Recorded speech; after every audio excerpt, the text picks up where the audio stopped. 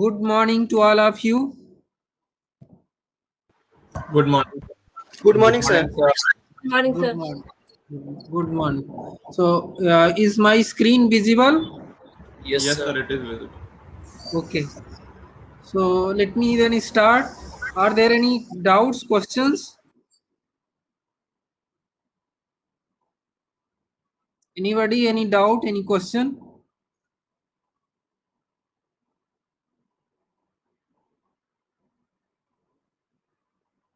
Okay, so if there are no doubts and questions, then let me start.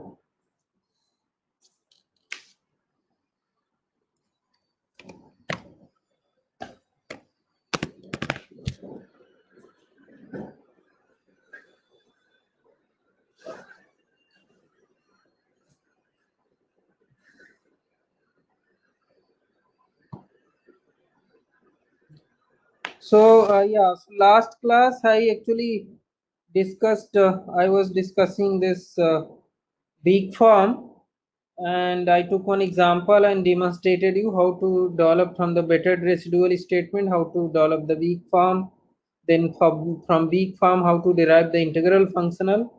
So that is what I did. So see, when you want to develop the element level finite element level governing equations, so either you can use weak form, that's one way. From weak form you can directly develop the element level governing equations, or from the integral functional also you can develop the element level governing equations. Then there is a third approach, we can use the principle of virtual work to develop the element level governing equations. So let me, for the same problem, let me also write the principle of virtual work.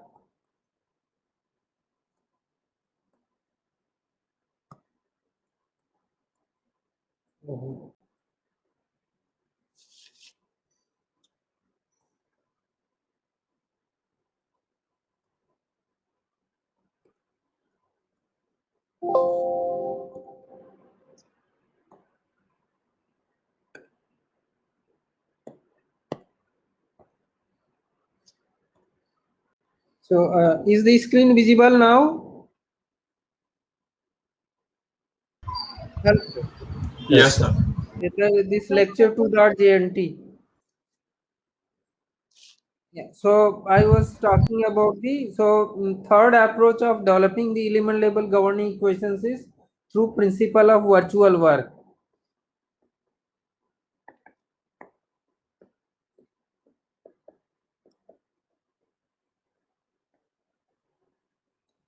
So this principle states that a virtual work of internal stresses is equal to virtual work of external forces. So that is what this principle of virtual work for the equilibrium problems. So let me first write the virtual work of internal stresses for the same problem which we considered in the last class. So yeah, and before I also want, I think some of you have this class with H slot. So are there people who have class with H slot in today's lecture 11 to 12, that is Wednesday 11 to 12?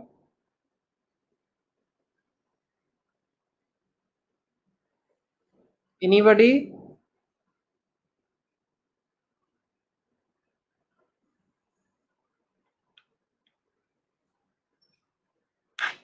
So yeah, I think that some students have this problem. So then what I will do is take the because in the ERP it shows the lecture days as Tuesday, Wednesday, Friday 11 to 12.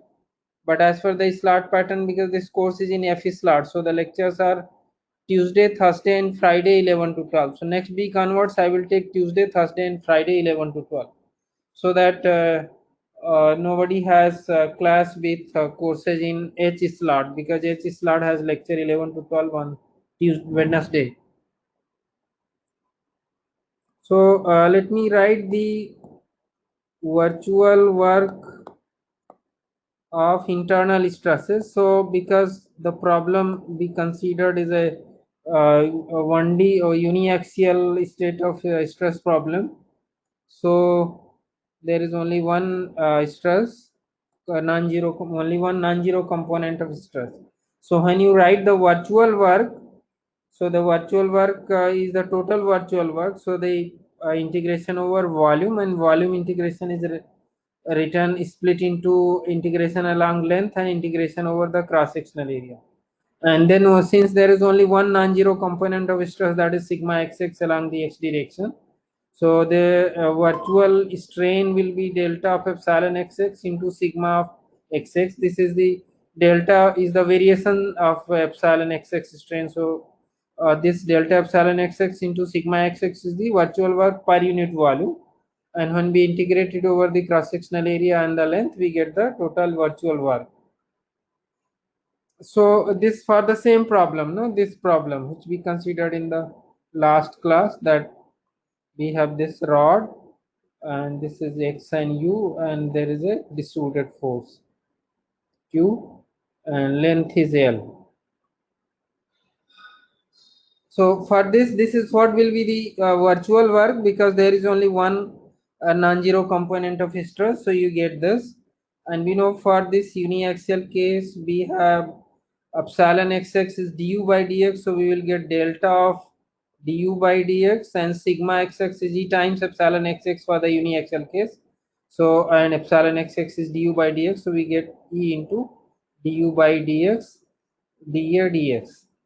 So since this is the quantity under the integration sign is basically independent of cross-sectional coordinates, so you can write this actually as integration 0 to L EA into delta of du by dx into du by dx into dx.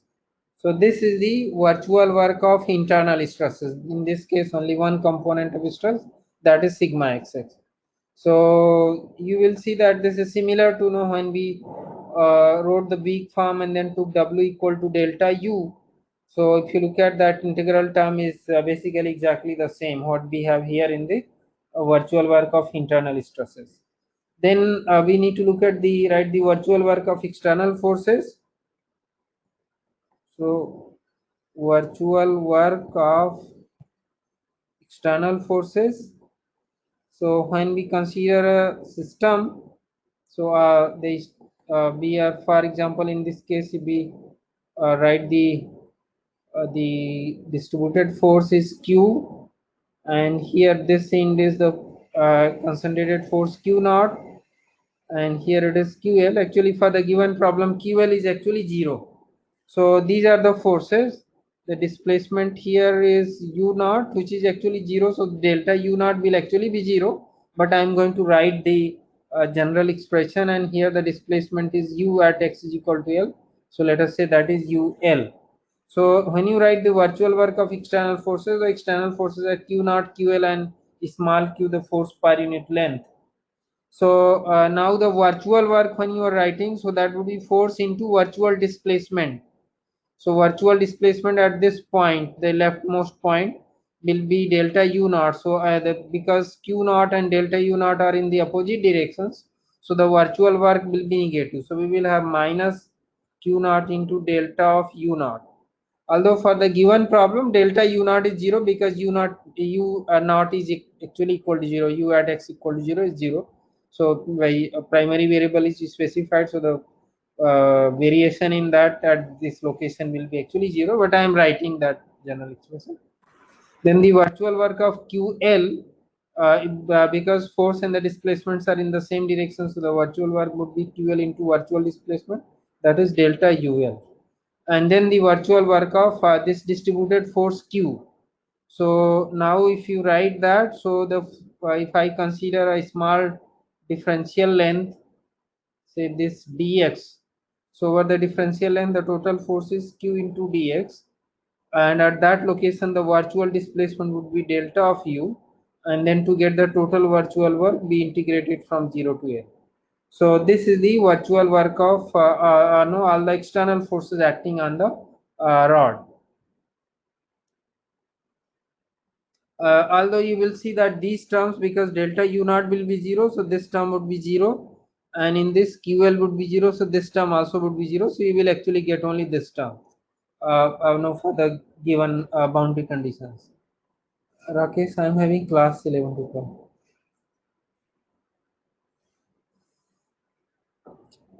So now if I write the principle of virtual work, which states that virtual work of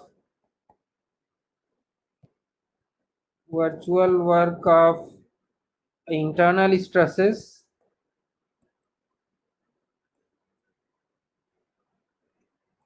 is equal to virtual work of external forces.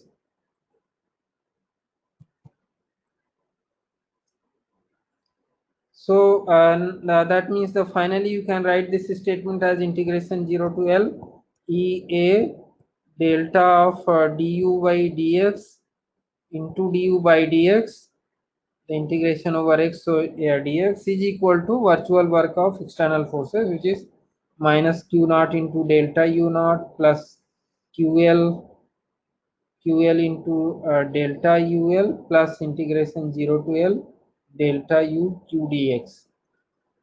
So this is the, for this problem, the principle of statement of the principle of virtual work would be given by actually this particular expression.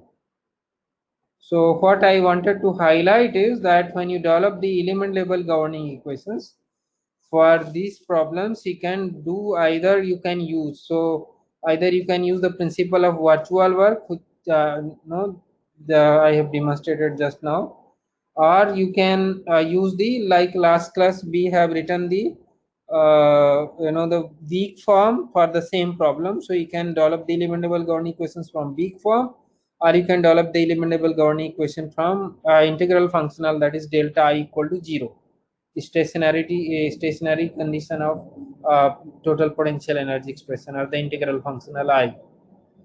So this is, yeah, so are there any questions? Anybody? Are you listening? Am I audible? Yes, sir. Yeah, Yes, sir, sir. you're audible. Okay. Yes, sir. Hello, sir. Yeah. Sir, uh, we see that we can derive the element level equation from the weighted residual form as well as the integral form. But I think weighted residual and integral form both are same, sir.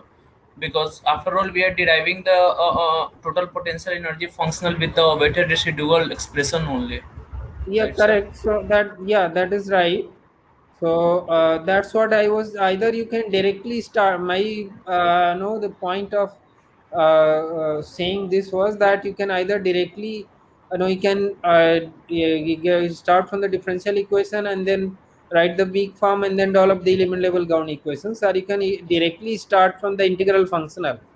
Yeah, it is, of course, is same coming from the weak form only, but you can also directly start from integral functional, because for solid mechanics problems, you know how to write the strain energy, you know how to write the potential of external forces, and then you can start directly from there, and of course you will get the same element level governing equation, or you can use the principle of virtual work. Yes. Thank you, sir. Yeah. So yeah, next is, so let me take few more examples on this big form. So I'm going to take the second example is a fourth order differential equation, of course 1D problem. So fourth order differential equation means, what I'm trying to say,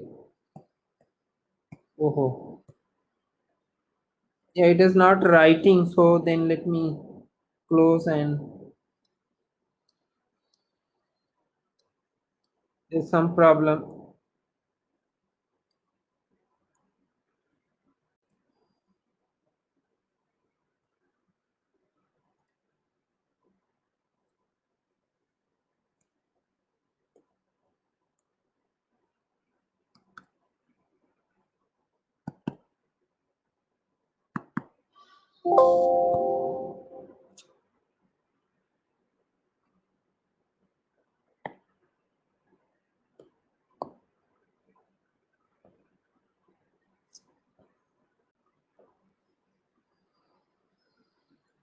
Yeah, so is the screen visible? Yes, sir. Hello. Yes, sir. Yes, sir, it is. closed in between. I was not able to write on that, so I had closed and again shared it. So I'm going to take another example on the big form, which is a fourth order differential equation. Although I'm not deriving the differential equations themselves, I'm assuming that no, you know this how to derive the differential equations for these problems. So let us say we take a beam, and the coordinate system is, this is y axis, and the displacement in this direction is v, and this is x, and there is a distributed force in the transverse direction along y direction. So let us say that this force is actually q, and the total length of the beam is L. Young's modulus is E, and the second moment of area moment of inertia is I. So now for this, the governing differential equation is d2 by dx square of EI into d2v by dx square minus q equal to 0. So this is the differential equation for this problem. Of course, to develop the differential equation, you have to take a differential element and then write sum of forces along y direction equal to 0, involving shear forces along left and right, bending moment along left and right, and distributed force, and then moment about any one point is equal to 0, and then combine these two equations, and also use the relationship between the bending moment and the displaced derivative or displacement v. So you use all that to come to this differential equation. So we are interested, if this differential equation is given, how to develop the weak form. So that is what we want to do. So first step is to write the weighted residual statement of this problem. So weighted residual statement. So that will be, as I know we did in the last class already, all the terms are on the left hand side. So when we substitute an approximate solution for v, so the left hand side will not be equal to 0. So whatever we get, that we call as residual, and then we multiply that residual by the weight function w and integrate it from 0 to L. So w into residual is uh, this d2 by dx square of EI into d2v by dx square minus q dx is equal to 0. So this is the weighted residual statement of the problem. And now we want to now in this case, if you look at, highest derivative of v is going to be fourth derivative, and the weight function, there is no derivative. So weak form means we want to reduce the differentiability requirement of v, so by integration by parts. So now in this case, you can see the fourth derivative, so we can equally distribute the derivatives between the weight function w and a known variable v. So we need to do the integration by parts twice. To do that, so if we do the integration by integration by parts once, the first time if we do the integration by parts, so what we will get is no, this we are taking as the first function w, and this term as the second function. So we will have first term is first function into integral of second. So we will get w into d by dx of ei into d2v by dx square, and the limits are 0 to L, minus integration 0 to L derivative of first function, so that would be dw by dx, and the integral of second function, so that would be d by dx of ei into d2v by dx square dx, and then we have minus integration 0 to L w into q dx is equal to 0. So this is again, now if you look at this integral term, see this, we want to distribute the derivatives between w and v equally. So if you look at this integral term, we can do the integration by parts once again. So as to distribute the derivatives between equally between w and v. So if we do the integration by parts once again for the integral term, let us say I'll just call this term as some a. So integration by parts once again for term A. So now if we do that, so these first term will remain as it is, w d by dx of ei into d2v by dx square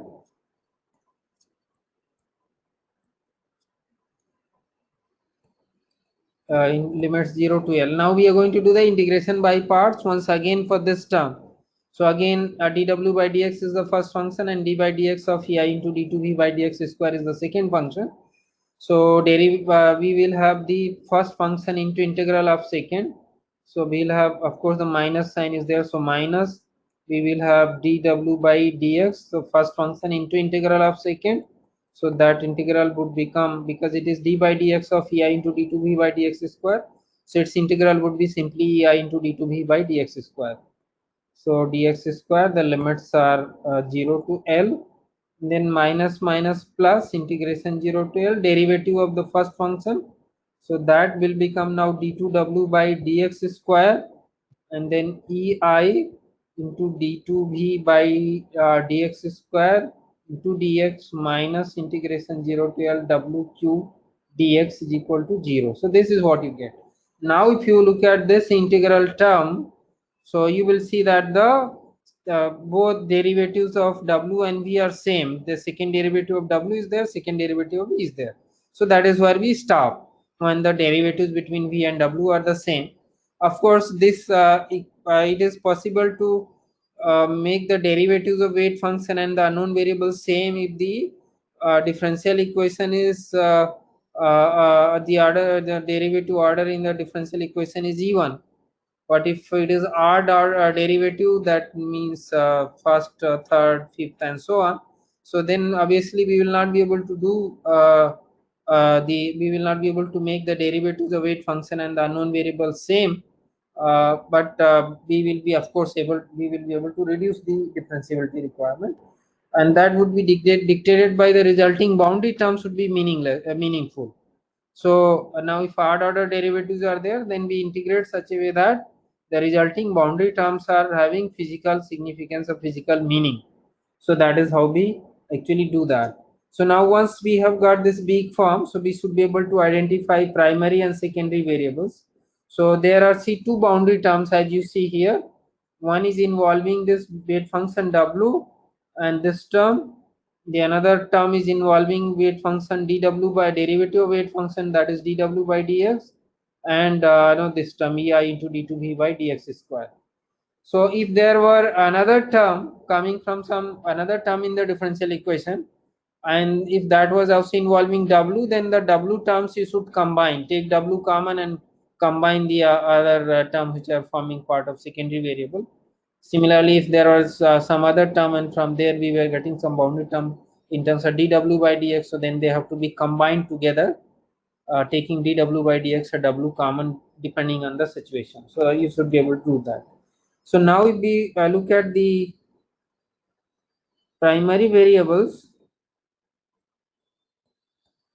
and corresponding secondary variables. So let me write them secondary variables. So as I discussed in the last class, now if we look at, there are two boundary terms. So we will get from the first boundary term, we will get primary variable and corresponding secondary variable. Similarly, from the second boundary term, we will get primary variable and secondary variable. So the first boundary term, the weight function is w. So in place of w, if we write v, whatever we get is that's the primary variable. So that would be v, and the corresponding, see, the secondary variable is whatever is multiplied to w over here. So that is d by dx of ei into d2v by dx square. So this will be the secondary variable. So v is the primary variable and the corresponding secondary variable is d by dx of ei into d2v by dx square. So this is what we are getting from the first boundary term. Then you look at the second boundary term. in the second boundary term we have the weight function term is dw by dx. So in place of w we write v, we get dv by dx. So that would be the second primary variable. So dv by dx, and the corresponding secondary variable we are multiplying dw by dx to with ei into d2v by dx square in the boundary term. So that is going to be the d2v by dx square is the secondary variable corresponding to dv by dx. So there are now two primary variables and there are corresponding secondary variables. The interpretation, if you look at the physical meaning, v is the deflection and dv by dx is the slope. Corresponding to deflection, actually this is negative times of the shear force, and if you look at the dv by dx is slope, and the corresponding secondary variable is moment, bending moment, ei into d2v by dx square. So these primary and secondary variables would be actually work or work conjugate. So now if you want to get the work done by shear force, you multiply with the deflection. So we have v and c, and negative shear force d by dx ci d2v by dx square as a secondary variable. Similarly, we want to calculate the work done by bending moment, so we multiply that by dv by dx. So dv by dx is appearing as primary variable, and ei into d2v by dx square, that is bending moment, is appearing as secondary variable. So similarly, once we Hello, identify sir. this, yeah, Sir, here that negative sign we don't need to consider. yeah, I have actually written. I am saying if you actually look at the expression for the shear force, that would be minus of d by dx of ei into d2v by dx square. So actually, if you want, you can introduce the minus sign with the first term, but the second will be positive, and this sign, yeah, this minus sign I am not accounting for. That the reason why I'm not doing that is to have the the physical interpretation of ei into d2v by dx square as the bending moment. So maybe one can introduce a negative sign with the first secondary variable, so that it is just equal to is directly equal to shear force. But this minus sign, yeah, even if you write, that is also correct. So either you can leave the sign or you can include the sign. But when you come to the physical interpretation, then you have to take care of the sign. Okay, sir. Sir, can you tell uh, the means for what are the positive signs of the shear force and bending moment? The sign convention which you are using. The sign convention, yeah. So the sign convention I'm using is, suppose you have now take a portion of the beam, and the coordinate system is this is x and this is y. So the positive shear force is on a positive face along the positive coordinate direction. So the shear force at this end is going to be positive along positive y direction. Bending, this is a positive face. This face is a positive face. Outward normal is along positive x direction. So this is positive shear force, and the bending moment is on the positive face is about positive z axis. So if this is x, this is y, z is coming out of the screen. So the bending moment on positive face would be a moment about a positive z axis. So this is positive shear force, and this is the positive bending moment on the positive phase. On the negative phase, the positive shear force would be along the negative y direction. So this will be positive shear force, and the positive bending moment would be about negative z axis. So that would be this. So this is bending moment, this is shear force, bending moment, and this is shear force. So this is the sign convention I am using based on the positive or negative phase. This is what. So now in the base elementary theory of Euler-Bernoulli beam, we know that bending moment m is equal to ei into d2v by dx square, and shear force v is minus d by dx of ei into d2v by dx square from the elementary beam theory. So that's what I was saying, that no, the secondary variable corresponding to v is negative times of the shear force, and secondary variable corresponding to dv by dx is basically bending moment ei into d2v by dx square. Is that clear? Yes, sir. It is clear now. So now once we identify the primary and secondary variables, So then we talk of the essential and natural boundary conditions. So let me write for the given problem. So now if you look at the essential boundary conditions, so now the example I sketched the cantilever beam problem. So in the cantilever beam problem, you have now the one boundary condition is that V0 and dv by dx equal to 0. That's the second boundary condition at x equal to 0. So these are the essential boundary conditions, because in both of these v equal to 0 as well as dv by dx equal to 0, we are specifying primary variables. So this is essential or geometric boundary condition, v equal to 0, dv by dx equal to 0. The second set of boundary conditions are on the right side. So right side, there is no shear force, there is no bending moment at the right end. So we will have one is d by dx of ei into d2v by dx square equal to 0, and also we have ei into d2v by dx square equal to 0 at x is equal to l. So see, this is the essential boundary condition what I wrote here, and from here this is the natural boundary condition. Natural boundary condition.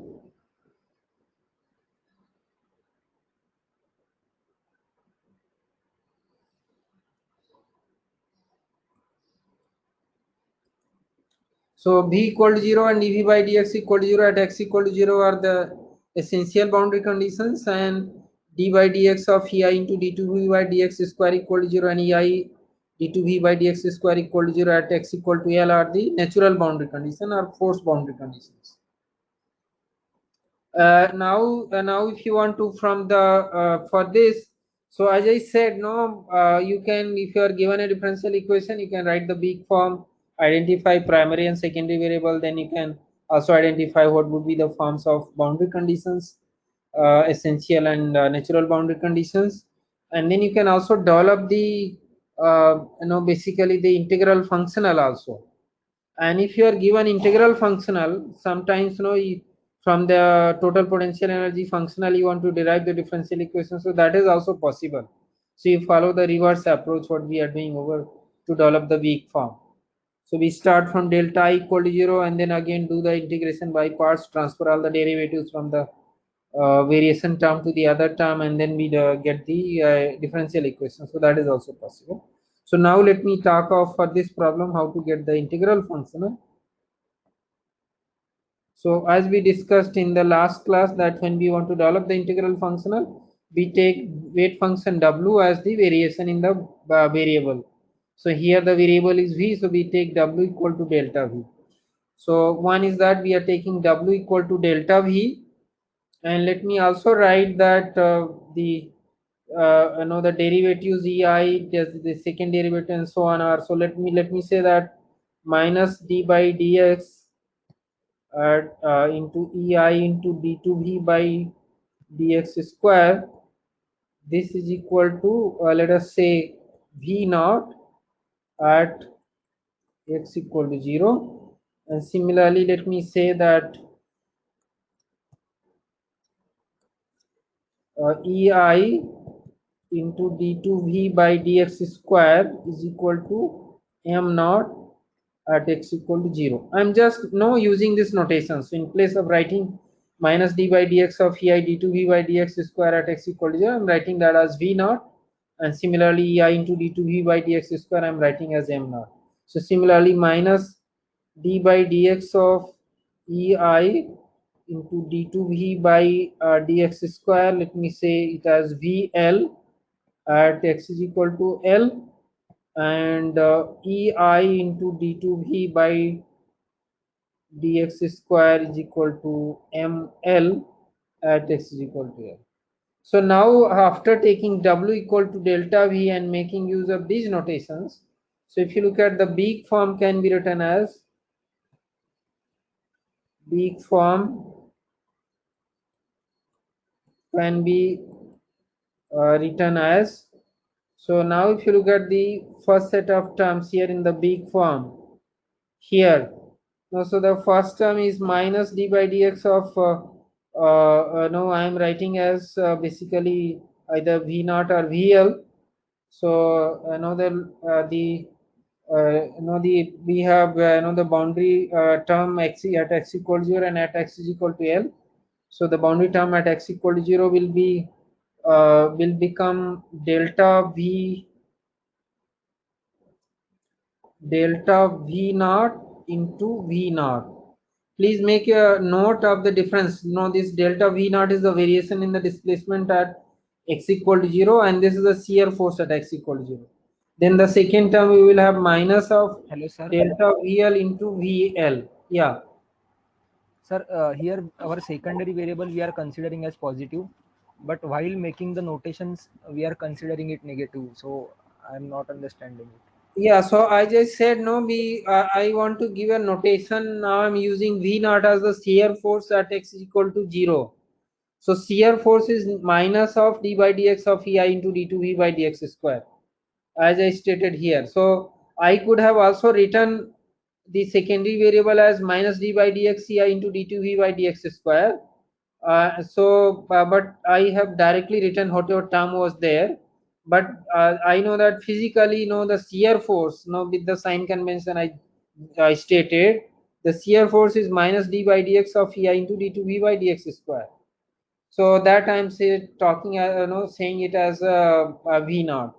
So you can also write the the secondary variable as minus d by dx if you know the physical the correct basically the sign for the secondary variable. So you can also use that sign. So it doesn't matter whether the way I have written you do like that or you introduce a minus sign.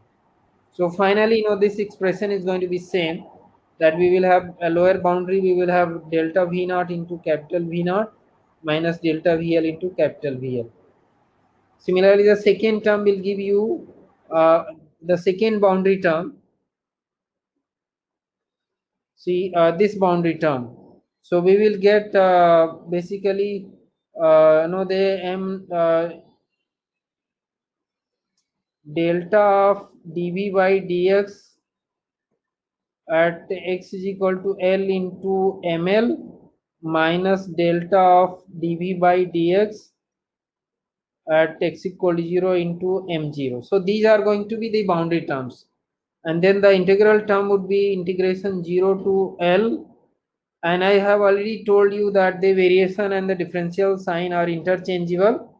So I can write basically d2 by dx square of delta v as delta of d2v by dx square, and then we have ei and then d2v by dx square dx, and then minus we have integration 0 to L delta v q dx. This is equal to actually 0.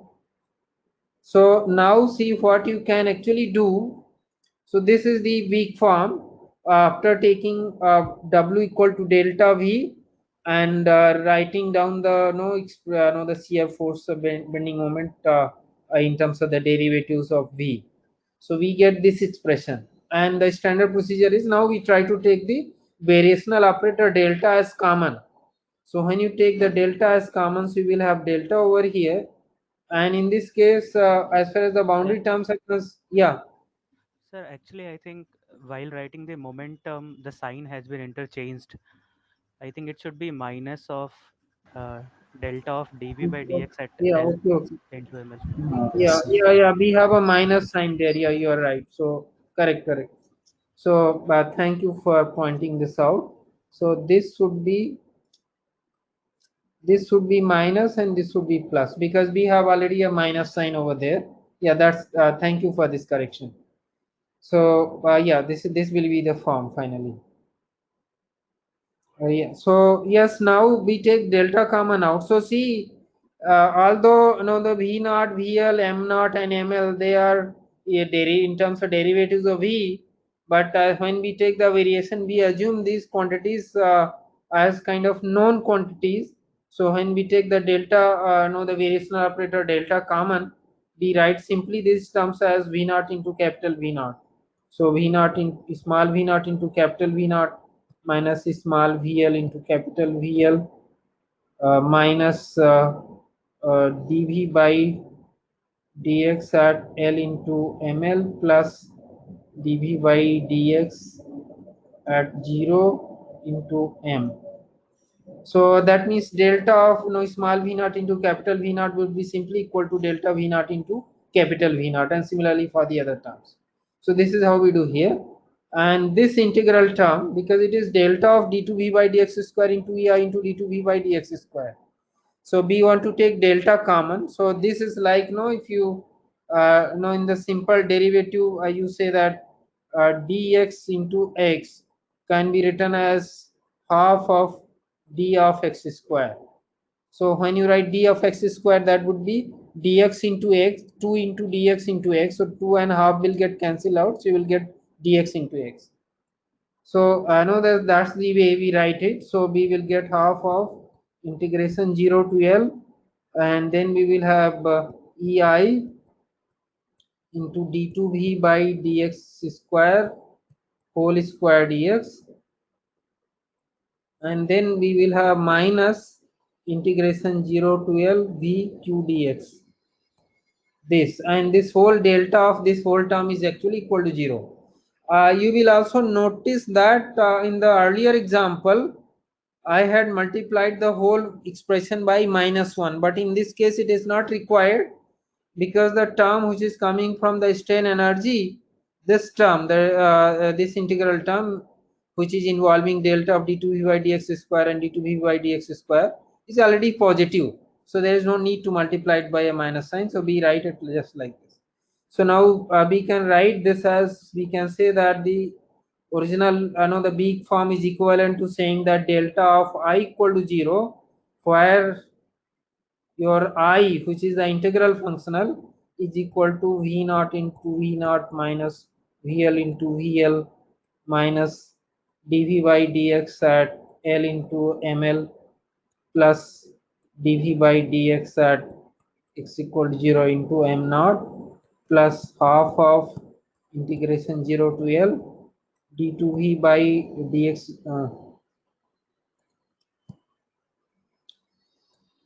ei into d2v by dx square whole square dx minus integration 0 to L vq dx. So this is known as integral functional,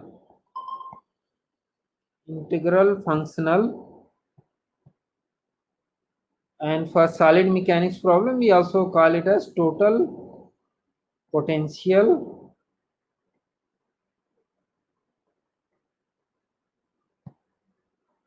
energy functional. So this is what you get as the total potential energy functional for this problem, and you can again interpret this. So like we did in the last class, so now you can directly, it is not always necessary that you start from the differential equation and then develop the integral function, and you can also directly write it. So to directly write this, let me look at the how we directly write it. So we will have the forces. So this end of shear force is VL, bending moment is ML. This end shear force is V naught, bending moment is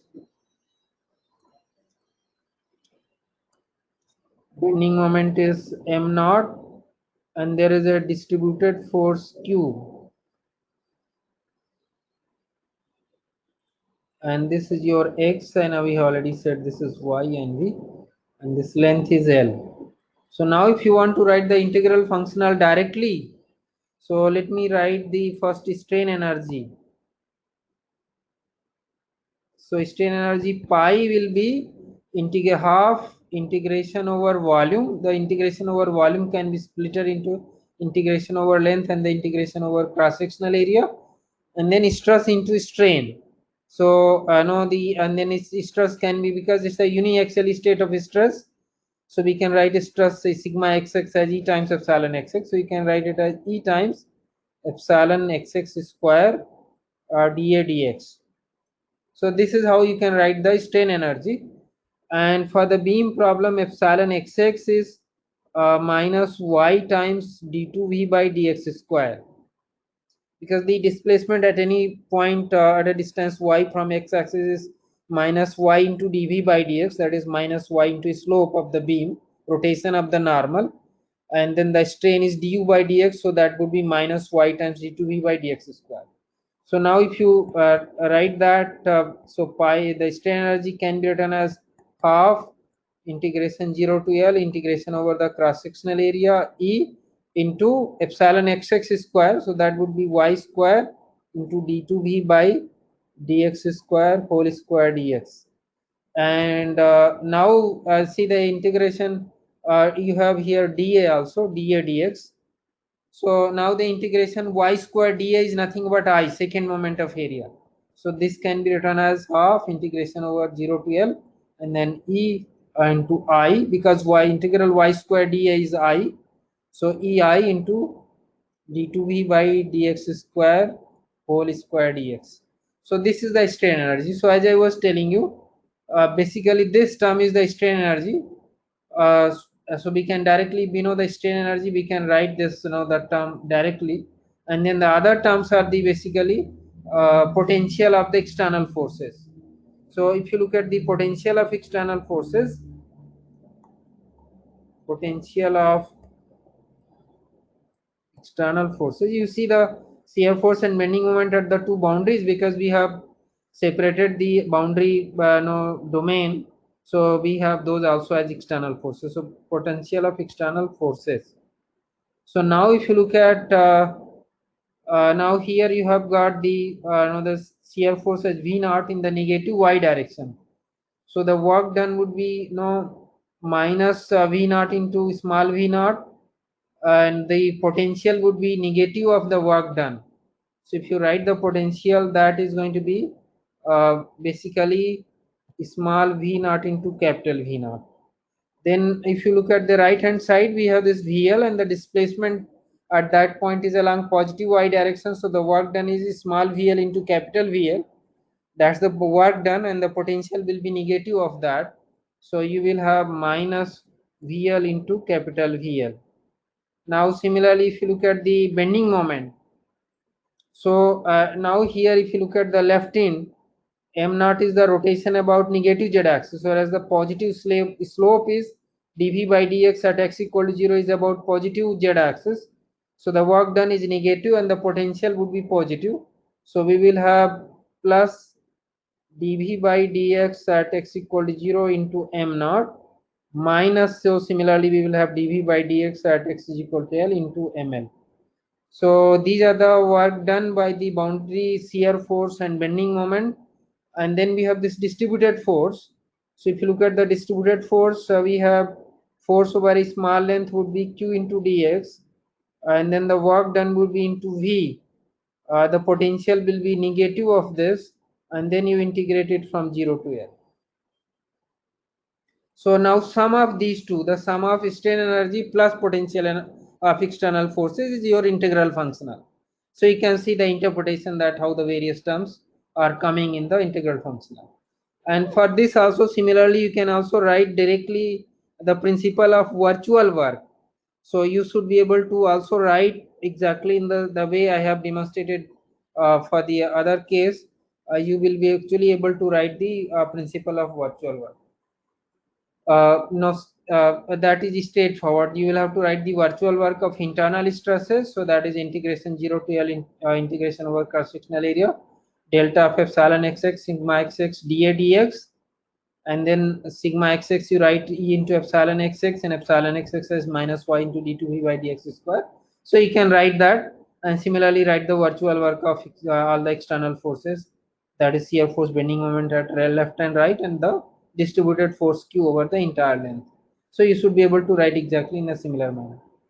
So yeah, are there any questions?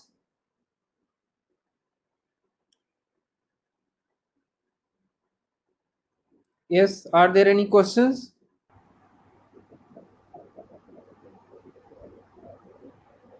Sir, could you please re-explain that momentum in potential of external forces?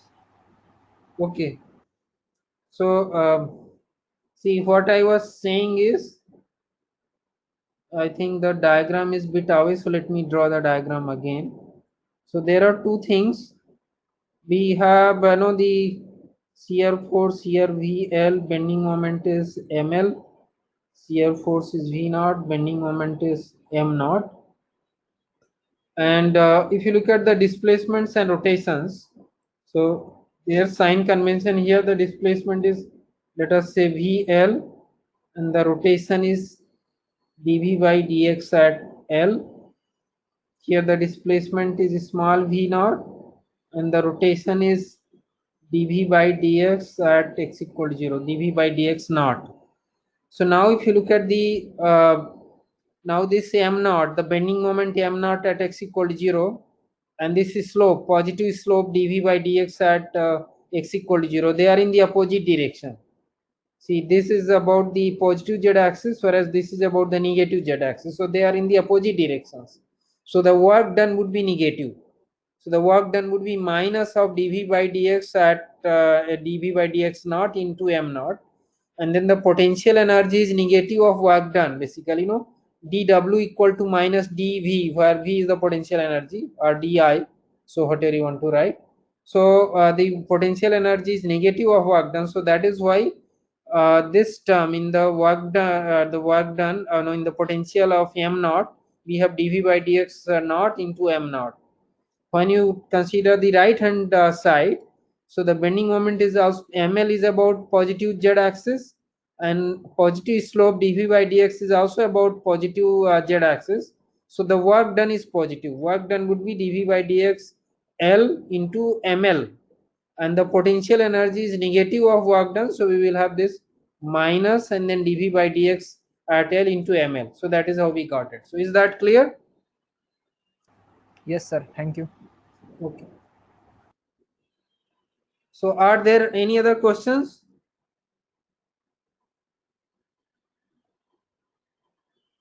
Anybody has any other question, doubt?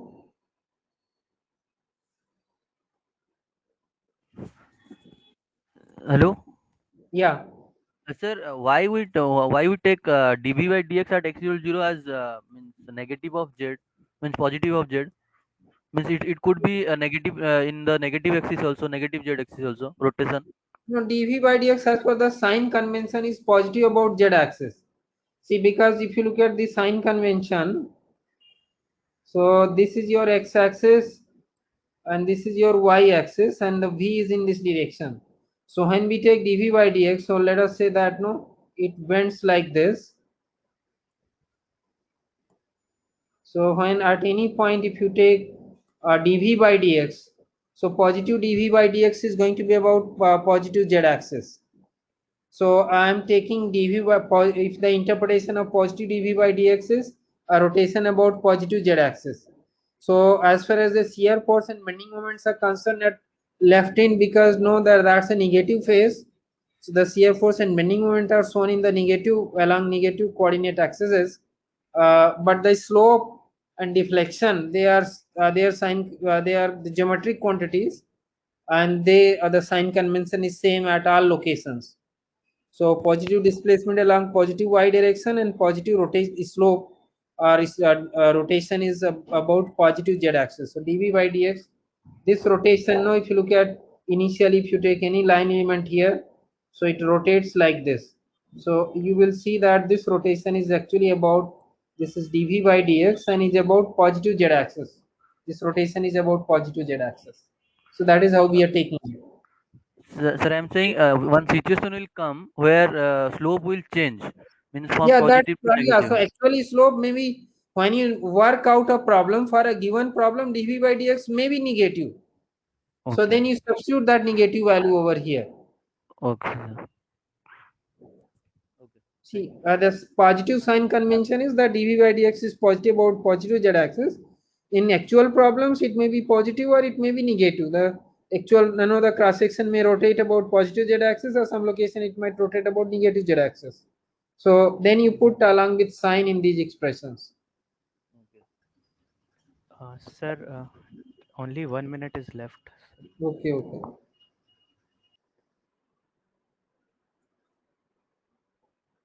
Yeah. So are there any other questions?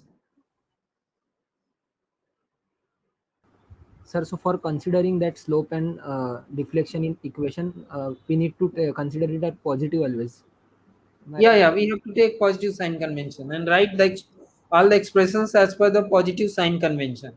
In real situation, the quantities may be positive or negative, but when you write a general expression, you write that considering all the positive quantities. Okay, sir. Yeah. So I think if there are no questions, let me give you a problem and you try this. So the problem is again a nonlinear problem. So let us say the same beam, and this beam is now subjected to the coordinate system is x here, and the displacement of the neutral axis along the x direction is u, and this is y, and the displacement is v, and there is a distributed force.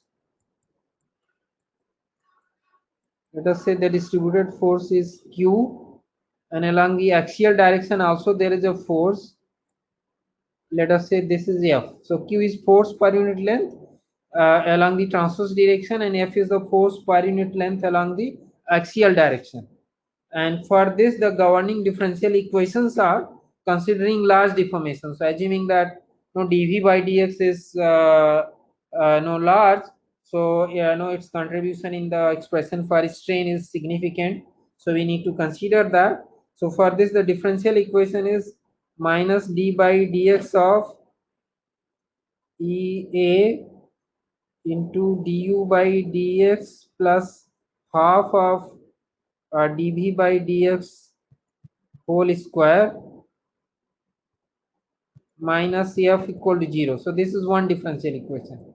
Differential equation number 1. This comes from the equilibrium of forces along the x direction. So we balance the net force along the x direction. We get this as the equilibrium equation. The second equation is from the equilibrium of forces along y direction. So that comes as d2 by dx square into ei into d2v by dx square minus d by dx of EA into dv by dx into this du by dx plus half of dv by dx whole square minus q equal to 0. So this is the second differential equation. So try developing the weak form, and if possible write down also the integral functional. So see, I will just tell you that no, you have, because these are two differential equation. One is coming from the some no equilibrium of forces along x direction. So you'll have to multiply by your weight function, say w1 in the first one, and integrate it from 0 to L, and the second one is coming from the equilibrium of forces along y direction. So you have to multiply it by weight function, let us say w2, and then integrate it from 0 to L, and then carry out the integration by parts so that you distribute the derivatives between the variables equally. And then w1 would be taken as delta u, and w2, because that is corresponding to equilibrium of forces along y direction, so w2 would be taken as delta v, and then from there you can develop the basically the no integral functional for the problem. So this is equation 2. So you try this, and of course I will discuss it in the next class, but know you should try this. So I think this is where I want to stop. No, if you have anybody else has any other question, you can ask. Sir, in this case, are deflections large in both direction, x and y? No, u is small, v is large. Okay, sir. Yeah.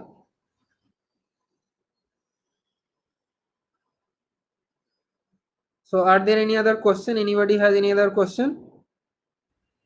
Sir, how these equations are formed, sir? Means means from where we can study these equations, how it forms. Yeah, I think you will have to basically, it comes from the equilibrium of forces essentially. So I will, yeah, the references, of course, you can find this equation in Reddy, but the derivation, yeah, is not given. But in the nonlinear, no, I have nonlinear finite element method by Jane Reddy, you can find in that book. But I will tell you basic idea that you take a differential length of the beam. So when you take a differential length and draw its free body diagram. So this distributed force is there, this transverse force is there. So this is Q, this is F, and then you have now the axial force here is, let us say, N.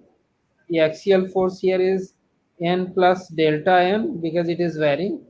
The bending moment, the shear force here is, let us say, V, and the bending moment is M.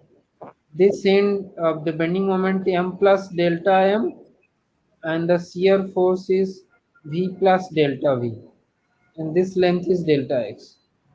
So the way you develop the write the sum of forces along x direction and then taking delta x as the limit, we will get dn by dx is equal to 0. And similarly, sum of forces along y direction, so we will get dv by dx plus q equal to 0. No, and then no, you similarly will get dm by dx plus v equal to 0, and then combine these equations. So you will get in terms of basically m and n, these two equations, and then you have to write m and n in terms of the because this n is the axial force and m is the bending moment. So you have to write it in terms of the displacements, and then you can write it. You can get to this differential equation.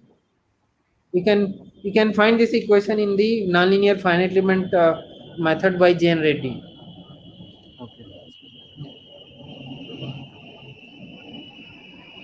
Yeah, any other? But for the time being, the emphasis is on how to develop the big forms. Given know that we are given a certain differential equation, how to develop the big form. So that is the emphasis.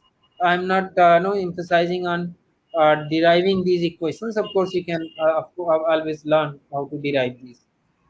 Okay. Yeah. So is there any other question? Anybody has any other question? So if there are no questions, I am stopping here. Thank you all for your attention. Thank you. Thank you, sir. Thank you, sir. Thank you, sir. Thank you, sir. Okay, welcome.